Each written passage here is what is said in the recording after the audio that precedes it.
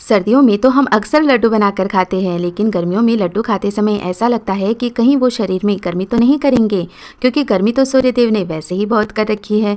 इसलिए आज मैं आपसे गर्मियों के ऐसे स्पेशल लड्डू की रेसिपी शेयर करूंगी जो टेस्टी होने के साथ साथ काफ़ी हेल्दी भी होंगे। और जैसे ही आप ये लड्डू खाएंगे, खाते ही मुँह में घुल जाएंगे। ये इतने ज़्यादा सॉफ्ट बनते हैं और यदि लंबे समय तक इन लड्डू का स्वाद चखते रहना चाहते हैं तो इन्हें ईजिली स्टोर भी किया जा सकता है। तो चलिए फ्रेंड्स, फिर देर किस बात की, ये हमारे प्यारे प्यारे समर स्पेशल लड्डू बनाना शुरू करते हैं। इसके लिए सबसे पहले एक कढ़ाई के अंदर घी गरम कर लेंगे। तो इन लड्डुओं को मैं ज़्यादा घी में नहीं बनाऊंगी, बहुत ही कम घी में ये बहुत ही टेस्टी लड्डू बनकर के तैयार हो जाएंगे। तो ये एक बड़ा चम्मच मैंने कढ़ाई के अंदर घी गरम होने के लिए चढ़ा दिया है। अब लेंगे एक कटोरी और इसी कटोरी को माप करके हम बाकी की चीज़ों के मेजरमेंट्स लेंगे। तो सबसे पहले हम सूजी ले रहे हैं और सूजी लेंगे हम आधा कटोरी, या मेजरिंग कप को ले रहे हैं तो आधा कप सूजी ले लें।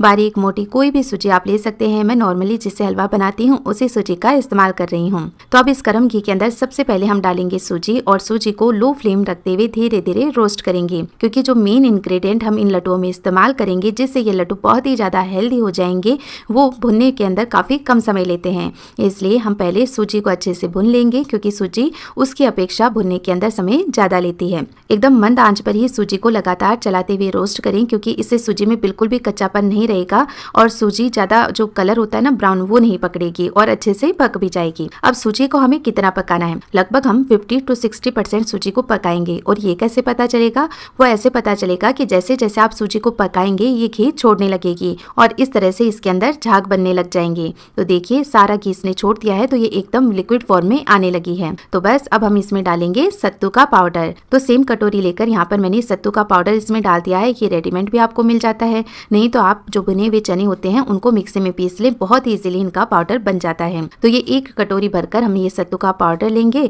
और फिर कढ़ाई के अंदर सूजी के साथ ही अब इसे धीरे धीरे रोस्ट करेंगे। तो जैसे ही आप इसके अंदर सत्तू का पाउडर डालेंगे, वापस से ये सारी घी को एब्सॉर्ब करेगा और धीरे धीरे आप इसे लगातार चलाते हुए फिर से भून लें।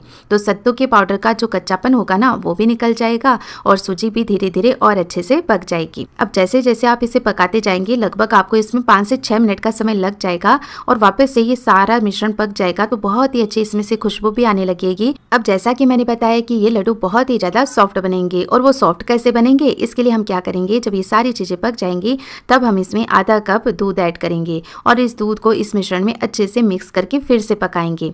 अभी को देखिए कैसे एकदम गाढ़ा हो गया है, क्योंकि इसने दूध को एब्सॉर्ब कर लिया है, लेकिन जैसे जैसे पकाते जाएंगे ये वापस से ड्राई फॉर्म में आ जाएगा और इसे उसी स्टेज तक हमें वापस ले जाना है, यानी कि ड्राई फॉर्म में ही ले जाना है, वरना लड्डू अच्छे नहीं बन पाएंगे और आप इन्हें स्टोर भी नहीं कर पाएंगे, क्योंकि दूध को भी इसमें अच्छे से पकाना जरूरी है। दूध डालने से जो लड्डू होते हैं वो नरम बनते हैं, क्योंकि इसमें सूजी सत्तू सब अच्छे से फूल जाते हैं और सॉफ्ट हो जाते हैं। तो देखिए पकाते पकाते मुझे 4 से 5 मिनट हो गए हैं और सारा मिश्रण वापस से ऐसे ड्राई हो गया है।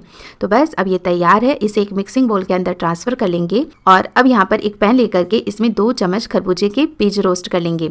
अब देखिए आप चाहें तो इसमें और भी ड्राई फ्रूट्स ऐड कर सकते हैं, लेकिन उनकी तासीर गर्म होगी, इसलिए हम वो अवॉइड करेंगे। हाँ, आप चाहें तो किशमिश ऐड कर सकते हैं यदि आपको पसंद हो। तो यहाँ पर खरबूजे के बीज को भी हम अच्छे से लाल लाल होने तक रोस्ट करेंगे और फिर इसी मिक्सिंग बोल के अंदर ट्रांसफर कर लेंगे। और अब जाएगा इसमें मीठा। तो यहाँ पर जो बूरा आता है ना, यानी कि तगार, मैं उसका इस्तेमाल कर रही हूँ। तो 1 कटोरी यहाँ पर मैंने बूरा ले लिया है, या देसी खांड का आप इस्तेमाल कर सकते हैं, क्योंकि लड्डुओं का असली टेस्ट तो इसी से ही आएगा। फ्लेवर के लिए इलायची पाउडर मिलाना बिल्कुल ना भूलें और बस सारी चीज़ों को अच्छे से मिक्स कर लें। अब यहाँ पर एक बात आपको याद रखनी है कि जो मिश्रण है वो गर्म होना चाहिए, तभी उसमें आप चीनी ऐड कर दें, उसी से आपके लड्डू बाइंड हो पाएंगे। यदि मिश्रण को ठंडा कर लिया है फिर उसमें आपने चीनी मिलाई है ना, तो ये लड्डू नहीं बन पाएंगे, क्योंकि हमने एकदम कम घी में इन लड्डुओं को तैयार किया है। जब हम घी ज़्यादा ऐड करते हैं ना, तो उसी घी की वजह से लड्डू अच्छे से बाइंड हो जाते हैं, लेकिन कम घी का इस्तेमाल करते हैं तो यदि गर्म मिश्रण में चीनी को ऐड कर दिया जाए तो चीनी धीरे धीरे अपना पानी छोड़ देती है और आराम से इसके लड्डू बन जाते हैं।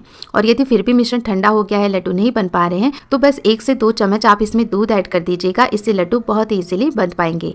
तो इस तरह से मैंने ये लड्डू बना करके तैयार कर लिए हैं। बहुत ही अच्छे लड्डू बने हैं, बहुत ही सुंदर भी लग रहे हैं देखने में और बनाने में भी बहुत आसान है, ज़्यादा समय भी इन्हें बनाने में नहीं लगता है। तो इस तरह से देखिए इन लड्डुओं का टेक्सचर कितना ज़्यादा बढ़िया आया है, तोड़ने से ही आप अंदाजा लगा सकते हैं।